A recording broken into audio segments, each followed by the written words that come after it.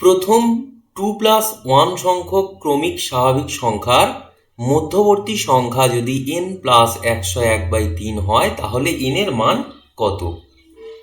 তো আমরা জানি স্বাভাবিক সংখ্যা শুরু হচ্ছে 1 থেকে, 1 2 এইভাবে চলতেই থাকছে।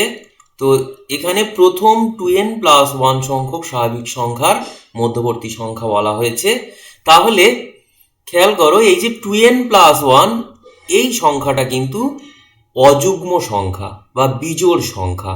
এই সংখ্যাটা হচ্ছে অযুগ্ম বা বিজোড় সংখ্যা। তাহলে আমরা এখানে কতগুলো স্বাভাবিক সংখ্যা নিয়েছি? আমরা যে স্বাভাবিক সংখ্যা নিয়েছি সেটা হচ্ছে বিজোড় সংখ্যক স্বাভাবিক সংখ্যা নিয়েছি। 2n+1 কেন বিজোড় হয় একটু বলে দিই। কারণ n এর মান তুমি দেখো 1 বসালে, তাহলে 2 × 1+1, তাহলে টোটাল স্বাভাবিক সংখ্যা হচ্ছে 3। n এর মান যদি 2 বসাও তাহলেও দেখবে এটা 5 হচ্ছে, সেটাও বিজোড় সংখ্যা। ঠিক এইভাবে তুমি n এর মান যাই বসাও না কেন, 2n+1 হচ্ছে অযুগ্ম বা বিজোড় সংখ্যা। তো এখানে 2n+1টি সংখ্যা রয়েছে, স্বাভাবিক সংখ্যা রয়েছে, তাদের মধ্যবর্তী সংখ্যা তোমার প্রথমে বের করতে হবে এবং সেটা এইটার সাথে আমরা সমান করে দিলে n এর মান পেয়ে যাব।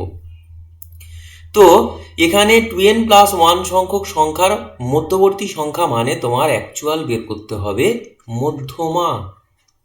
মধ্যমা। তো মধ্যমা বের করার আমাদের যে নিয়ম ছিল সেখানে আমরা শিখেছিলাম যে অযুগ্ম সংখ্যা যদি হয় তাহলে আমাদের, যদি n সংখ্যক সংখ্যা যদি n অযুগ্ম হয় তাহলে আমাদের নিয়ম ছিল যে মধ্যমা হবে n+1/2। n+1/2 তম সংখ্যা হচ্ছে আমাদের এখানে মধ্যমা হবে। তো এখানে যেহেতু n এর জায়গায় 2n+1, তাহলে আমাদের এখানে মধ্যমা হবে কোনটা? মধ্যমা হবে এখানে n এর জায়গায় জাস্ট আমি 2n+1 বসাবো, +1/2, এইটা হচ্ছে আমাদের মধ্যমা। এটা একটু আমি সরলীকরণ করছি, তাহলে 2 দিয়ে ভাগ করলে n+1, তাহলে আমার মধ্যমা হচ্ছে এটা।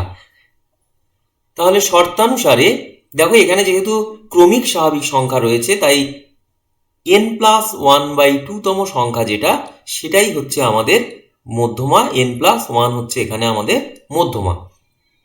তাহলে শর্তানুসারে আমরা লিখতে পারি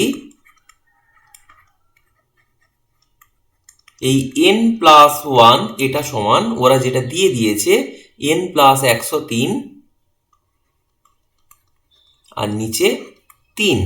একটু ক্যালকুলেশন করলে তোমার n এর ভ্যালু বেরিয়ে আসবে। দেখো আমি কোনাকুনি গুণ করে দিয়েছি, তারপর সবগুলো n এক সাইডে আনলাম, তাহলে পাচ্ছি 2n সমান 100, তাহলে n সমান হচ্ছে 50। তোমার এখানে n এর মান বের করতে বলা হয়েছে, তাহলে n এর মান হচ্ছে 50।